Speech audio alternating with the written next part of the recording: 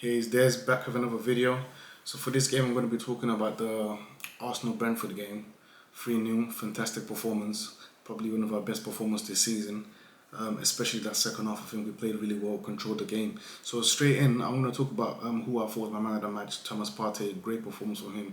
He again showed why I feel like if he's able to remain fit for a whole season, we can actually have a fantastic season. I think we can actually compete for the second spot, if not third. You know what I mean? If he can stay fit, because he's so important to the team. And some of the attributes that we already know of it, that we're already aware about him already, is his press resistance ability. He showed that in the game where it's so difficult for the opposition to get the ball off him. It's so hard. You can't press him. You know what I mean? Because he can still operate under pressure. His passing as well, his ability to progress the ball between lines, to find his teammates even under pressure, the ability to whereby if he's being pressed or if the passing lane is closed, he's still able to dribble his way, carry the ball, and create another passing angle where he can then release the ball to his teammate. So even if the angle's closed and there's no option there, he's still able to create an option to pass to.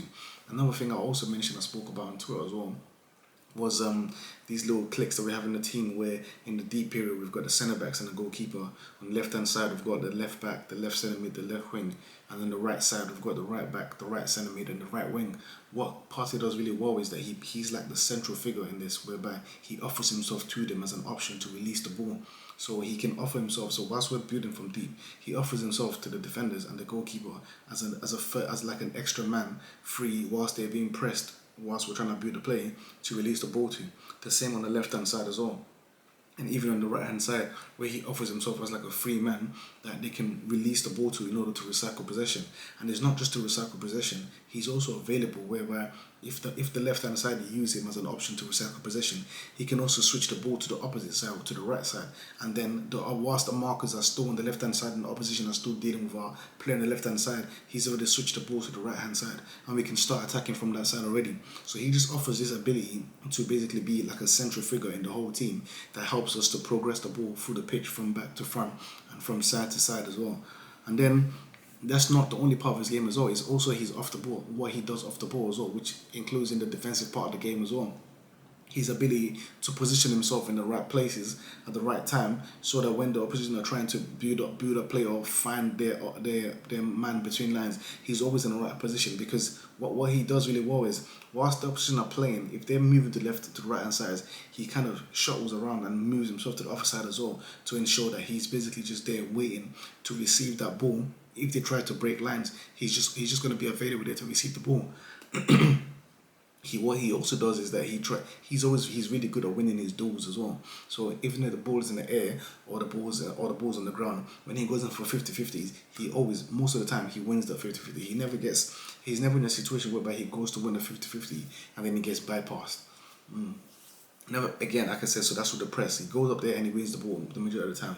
Another thing that could have helped us again in the United game is just what he does against teams that are trying to transition and in terms of winning a second ball. So when you do press up, it's possible that you end up being late, or the opposition is just good enough to bypass the press of a pass. What Partey does really well is, whilst we're pressing on one side of the pitch, he's always like available behind that press to ensure that he can mop up the second ball. So even if they bypass the press, he's just always there like a second layer to then clean up whatever they try to do. If they try to bypass the player, or if the player tries to bypass our press through passing or through dribbling, he then suddenly appears and then bam, presses and does and wins that duel and gets the ball back. So he's really good at winning those second balls. Overall, the team as a whole, I feel like we are really good physically. This is probably one of our most physical team, and it's not just about the aspect of what we can do off the ball, it's also what we do on the ball. When you think about the likes of Martinelli, Saka and Gabriel Jesus, who are constantly winning their 50-50s, they can receive the ball 1v1 and constantly competing with defenders for 90 minutes. The same with Gabriel Jesus, just constantly putting pressure on defenders, not just when they're pressing, but also when they're on the ball. They're continuously having the defenders need to constantly be on their toes, because they're always going at them, directly at them. So that's the thing with them. They stay wide, they're constantly going behind, they're constantly attacking their defenders. So they're constantly competing in duels all for all 90 minutes, and they're really good at winning these situations. So that's why I feel like this thing is really physical, and not just off the ball stuff, not just on the ball stuff as well. It's because also when you think about the back line as well, you think about Gabriel Jesus, you think about Saliba, you think about Ben White, you think about Kieran Tierney. Thomas Partey.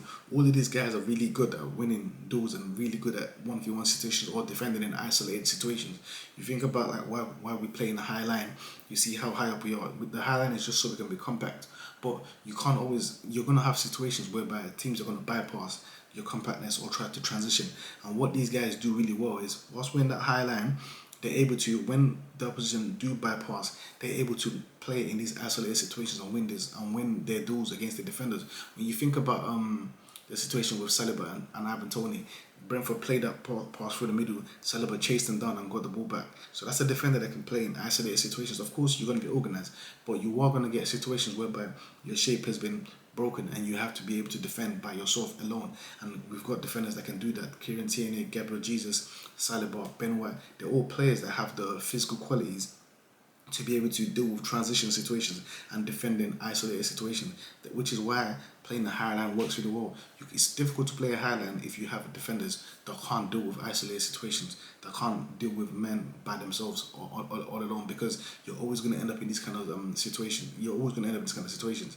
It's difficult to just have like a solid shape that just never gets broken. It's going to get broken, and when it does, you need to have defenders that can defend in these sort of areas, which then leads to my thing with the Tierney and Zinchenko thing.